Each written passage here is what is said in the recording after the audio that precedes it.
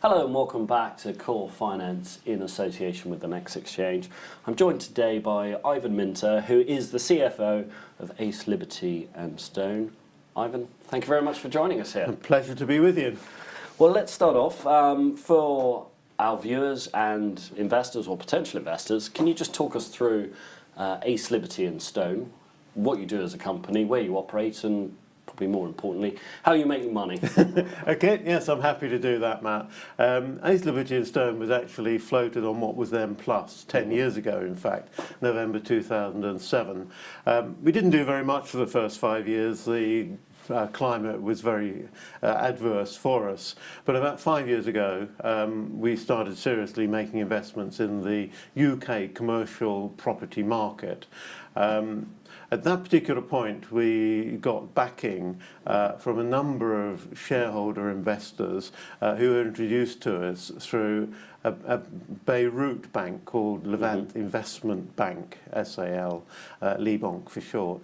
And they introduced a number of wealthy, high net worth individuals who invested in us. And that was where it really took off. And our key plan is to try and find properties which have potential for increased value. Obviously, we're looking for good covenants. Probably about 70% of our tenants are national or local government organisations, so we go for security. We are looking for long-term rent, but we're also looking for that plus, which is to find another use for the properties at the end of the lease period. So, we've got those various aspects that we're going for when we look for a property. And where are the majority of the properties based? We haven't got anything in London. The prices there really are prohibitive for us. We've got a lot of properties in the north of England. We've been in Sheffield, Leeds, Middlesbrough, Hanley. We've also a few properties in the south, Margate, Barnstaple. Really, geography is not an issue. What we're looking for mainly are properties that fit the profile that we're trying to buy against. And what is your strategy? Is it a long-term strategy, and is it aligned with the investors? Yes, I mean, what our investors are looking for are the sort of normal things. They want safety, they want a return on their capital, and they're also looking for long-term growth. And the combination of objectives that we work to gives them that. And so far, we've delivered that to them. And with regards to adding value to these properties or getting value out of these properties, how do you go about that, and also how do you add value to the shareholders? Well, there are a variety of different ways of doing this, and perhaps one or two examples might actually be easier than theorising. We have a number of properties that we've bought which have got relatively short tenancies. So we have bought properties with maybe between 2 and 5 years left on the current tenant's tenure. And we will then look to find alternative uses for those properties when the tenant moves out at the end of the lease. One which is perhaps quite a good example were two office blocks we bought in Sheffield. I bought them probably about 5 years ago, Sovereign House and King House in Sheffield. And the situation there was that Sheffield City Council had a number of individual tenancies in both buildings, and the buildings were about half full. And what we did over a period of really only a few months is we renegotiated with Sheffield City Council. They took a complete lease of one building, which gave them a better security from a tenant's point of view. And also the building then became an investment fully let, which we were able to sell off at an increased value. The empty building, we then sold for student accommodation. So we don't actually do the development. We don't undertake the development risks that go with the long time period, the speculative nature of that type of work. But what we'll do is we'll get permissions, we'll do the commercial side of it, and then sell it on to a developer who will then move forward and do his part of it. So it sounds as if your management team are looking at opportunities, and there's different ways of managing these properties and getting the best value out of it. So do you have an experienced board who are able to look at properties and opportunities and decide the best way to deal with it, be it lease it out to a local authority or create student accommodation? Yes, the board is made up of 3 executive directors, which are Ishmael Gandour, who is the CEO, and he has 30 years experience of commercial properties in the UK. Very experienced, and also more importantly has 30 years worth of contacts, so that helps us when we're trying to locate properties or sell them. He's also supported by Mark Thomas, who's a chartered surveyor with his own practice in Sheffield, so we have a very good rounded commercial experience in the executive board, and then I'm the 3rd executive director looking after the admin and finance side. And then the non-executive directors, who are actually a majority of 4, we have a non-executive chairman who is also the chairman of Libank in Beirut, another manager from the same bank, and then a further director who is a representative of one of our largest shareholders, and he's a trained engineer and works in civil engineering in the Middle East. And the 4th non-executive director is actually a retired West End estate agent who also brings useful property knowledge to the board.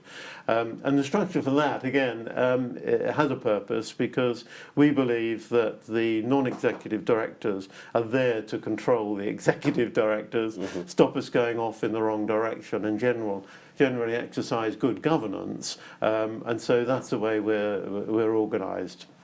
So obviously you're a listed company on the NEX Exchange. What benefits does that bring to a company like yours?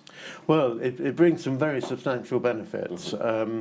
As you've gathered, most of our shareholders are based abroad, and so they are relying very heavily on the reputation that the London market has.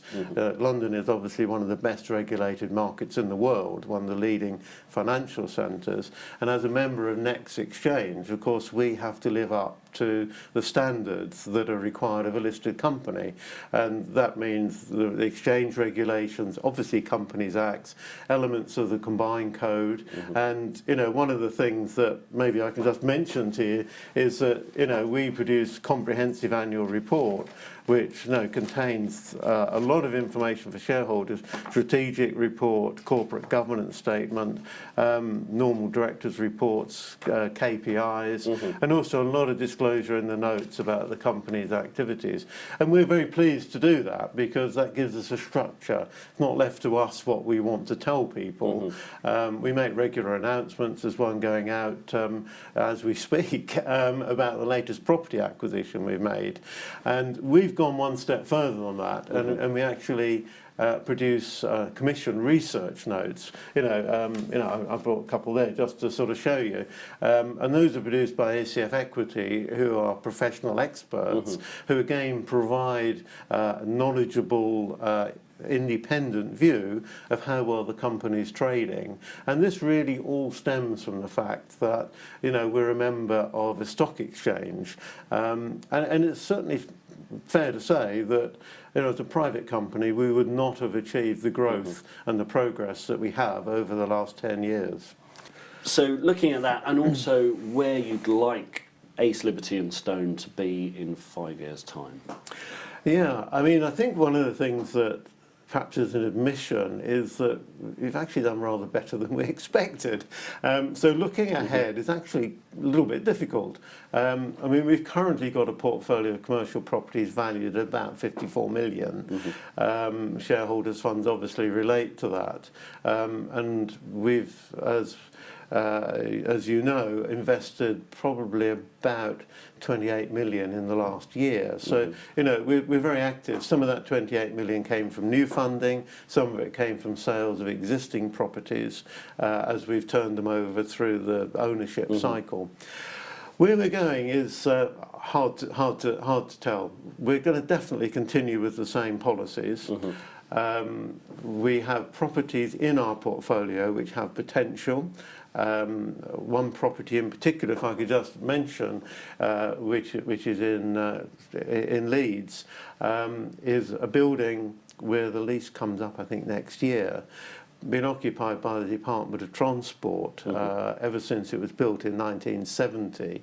We believe they'll probably renew the lease. They're talking to us about that now.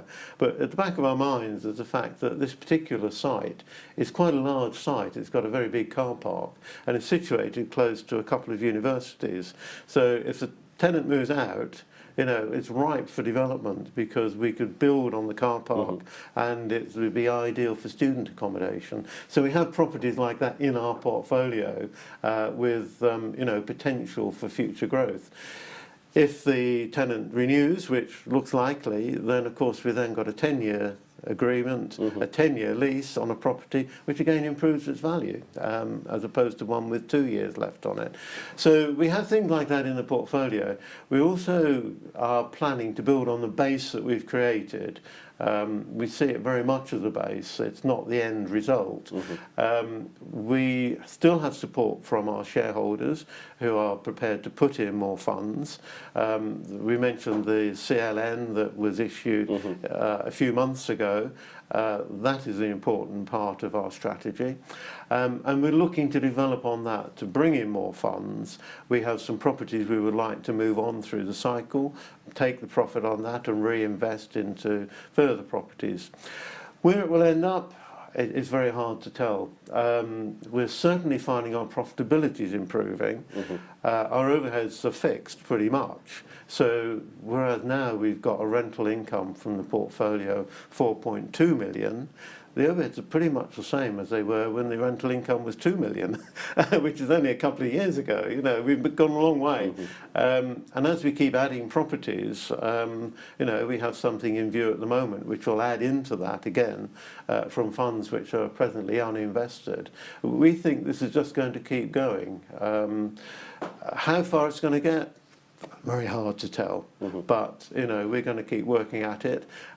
Support from our shareholders and the continued input from the management team, you know, we think we've got quite a way to go yet. Good stuff. And finally, you mentioned the rental income. Do you pay a dividend? Yes, we do. This is something we're actually quite proud of because not that many NEX companies pay dividends. We've paid the dividend 4 years in a row. It's increased each year, and our dividend policy is to try and increase the payout by about 10% a year. So we do that. We want to continue it. Maybe when the company gets bigger, you know, we'll be able to increase the dividend further. At the moment, we're still trying to grow the portfolio, and that's our biggest priority. But if we level off, then you know, there could be the possibility transfer to a REIT, and that would bring with it, of course, distribution of pretty much the entire profit. So, yes, very much in our minds to give benefit to our shareholders. Well, on that note, Ivan Minter, the CFO of Ace Liberty and Stone, thank you very much for joining us here today. Thank you for the opportunity to talk to you.